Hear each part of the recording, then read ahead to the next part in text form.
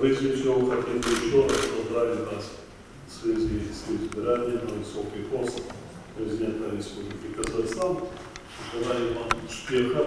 Сегодня между нашими странами складывается весьма продуктивное сотрудничество в формате стратегического партнерства.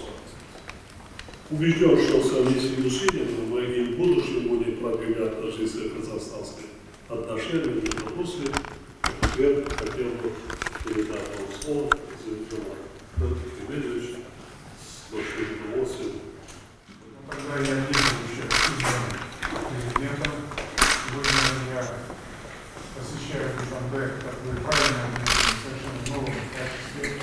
Это очень хороший знак, что именно в Душанбе после избрания президента Казахстана я сегодня нахожусь вместе с вами.